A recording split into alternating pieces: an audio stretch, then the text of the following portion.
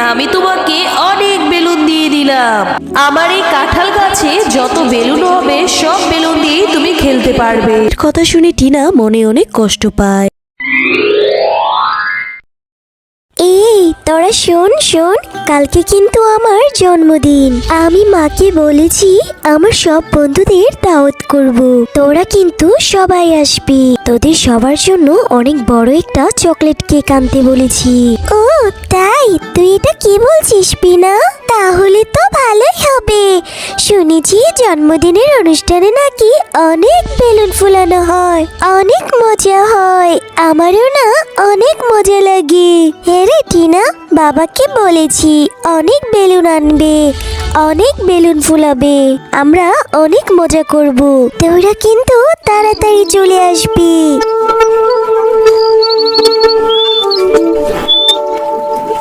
মা, বাবা জানো আজকে না বিকেল বেলা বিনার জন্মদিনের অনুষ্ঠান, আমাদের সকলকেই যেতে বলেছি।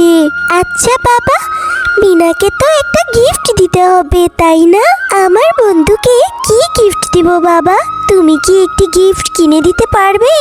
আরে বিনাদের বাড়িতে যাবি?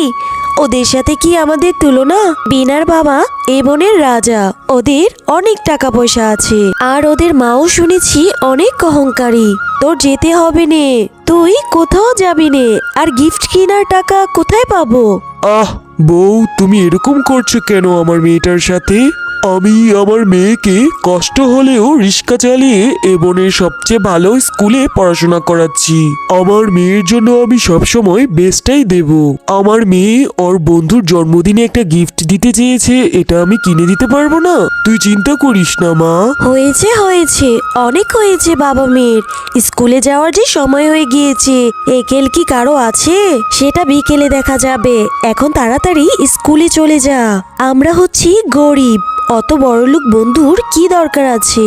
এরপর টিনা তার বাবার সাথে স্কুলের দিকে চলে যায়। টিনার বাবা পেশায় ছিল একজন রিক্সা চালক, কিন্তু সে তার মেয়েকে অনেক ভালোবাসতো। তার মেয়েকে অনেক খুশি রাখার চেষ্টা করত। মা মিনা, আমি এখন চলে যাচ্ছি, ভালো মতো পড়াশোনা করবি, আবার এসে তোকে নিয়ে যাব। এই নাও, এই গিফটটা কিনে এনেছি, মিনা আসলে ওকে দিও। আর বড়লোক বন্ধুর বাড়িতে যাবে জন্মদিনের দাওয়াত খেতে। মিনা এই গিফটটি দেখলে অনেক খুশি হবে। তুমিও হয়েছো, একদম সবসময় মেয়ের কথায় নাচতে হবে। যখন যেটা বলবে সেটাই যেন করতে হবে। আমি তো ওখানে ওকে যেতেই দিতে চাইছিলাম না। বাঘিনী শুনেছি অনেক অহংকারী, না জানি আমার মেয়েটার সাথে কি জানি ঘটে। টিনা, আর কতক্ষণ এভাবে দাঁড়িয়ে থাকবি? চল আমার সাথে। আজকে তোর বাবা আসতে এত দেরি করছে কেন? আমার বাবা গাড়ি পাঠিয়েছে, আমার সঙ্গে চল, যাওয়ার সময় তোকে নামিয়ে দিয়ে যাব। না রে পিনা, আমার বাবা কিছুক্ষণের মধ্যেই চলে আসবে। আমার বাবা এসে আমাকে না পেলে অনেক দুশ্চিন্তা করবে। আমি চলে যাব বাবার সাথে, তুই এখন বাসায় চলে যা। আমি তোর সাথে যাব না রে। আচ্ছা যাবি না? ঠিক আছে, না যা। তবে আজকে বিকেলে আমার জন্মদিনে কিন্তু অবশ্যই আসবি। তুই না গেলে আমার ভীষণ মন খারাপ হবে, আর তোর কোনো কিন্তু গিফট আনতে হবে না। টিনা, এই দেখ তোর বাবা তোর জন্য কি এনেছে। তুই নাকি বিনার জন্মদিনে যাবি? এই নে, এই গিফটটা নিয়ে বিনাকে দিবি। এবার খুশি হয়েছিস তো? মা, সত্যি বাবা এটা এনেছে? আমি অনেক খুশি হয়েছি। মা, এই গিফটটা যদি বিনা পায় তাহলে বিনাও অনেক খুশি হবে, তাই না মা? আচ্ছা ঠিক আছে, যাবি যা, তবে সাবধানে থাকবি রে মা। ওরা যে অনেক ধনী আর আমরা অনেক গরিব, ওখানে যে কোনো দুষ্টামি করবি না। এরপর টিনা খুশি মনে গিফটটা নিয়ে বিনার জন্মদিনে যাওয়ার উদ্দেশ্যে রওনা দেয়। বান্টি ভাইয়া, আমাকে তোমার এই বেলুনটা দাও না। আমার যে বেলুন দিয়ে খেলতে অনেক মজা লাগে। দাও না ভাইয়া, আমি তোমাকে খেলে দিয়ে দেব। এইটা আমার বেলুনটি না, আমি তোকে দেব না, দেব না। ছাড় ছাড় বলছি, ছেড়ে দে। টিনা যেই না ফাল দিয়ে বেলুনটা ধরতে গেল, অমনি বেলুনটা ফেটে গেল। তুই আমার বেলুনটা ফাটিয়ে দিলি? মা মা দেখো, টিনা আমার বেলুনটা না ফাটিয়ে দিয়েছে। আরে এই টিনা, তোর তো সাহস কম না। তুই আমার ছেলে বান্টির বেলুনগুলো ফাটিয়ে দিলি। এই জন্যই তোদের মতো গরিব আর ভিখারিদের আমি দেখতে পারি না। কেন এসেছিস তুই? তুই আমার বাড়ি থেকে বেরিয়ে যা বলছি, এক্ষুনি যা। বাঘিনীর কথা শুনে টিনা মনে অনেক কষ্ট পায়। টিনা, তুই যাস না টিনা। এই টিনা, তুই তো কেক না খেয়ে চলে যাচ্ছিস। মা, তুমি টিনার সাথে এরকম ব্যবহার কেন করলে? আমাদের বাড়িতে তো অনেক বেলুন আছে। টিনাকে একটা বেলুন দিলে কি হতো মা? টিনা অনেক কষ্ট পেয়ে চলে গেল। তুমি জানো না টিনা আমার সবচেয়ে ভালো বন্ধু। এরপর টিনা বাড়িতে যেয়ে মনটা খারাপ করে বসে থাকে। আর তারপর তার মা এসে বলে, কিরে টিনা, একটু আগে না জন্মদিনের অনুষ্ঠানে গেলি? এত তাড়াতাড়ি কি অনুষ্ঠান শেষ হয়ে গেল? আর তুই এভাবে মনটা খারাপ করে কেন বসে আছিস মা? কি হয়েছে? মা, আমি না বিনার ছোট ভাই বান্টির কাছ থেকে একটা বেলুন নিতে গিয়েছিলাম। বেলুনটা ওর হাতে থেকে নিতে যেয়ে বেলুনটা না ফেটে যায়। আর বান্টি তখন অনেক কান্নাকাটি করে। তাই দেখে বিনার মা আমাকে অনেক বকাবকি করে, আমাকে দূর দূর করে অনুষ্ঠান থেকে তাড়িয়ে দেয়। তাই তো আমি মন খারাপ করে চলে এসেছি। ঠিক এই জন্যই তোকে আমি ওইখানে যেতে চাইছিলাম না। আমি তো জানতাম ঠিকই এরকম কিছু একটা হবে, কারণ আমরা হচ্ছে গরিব আর ওরা হচ্ছে রাজা। ওদের সাথে কি আর আমাদের তুলনা?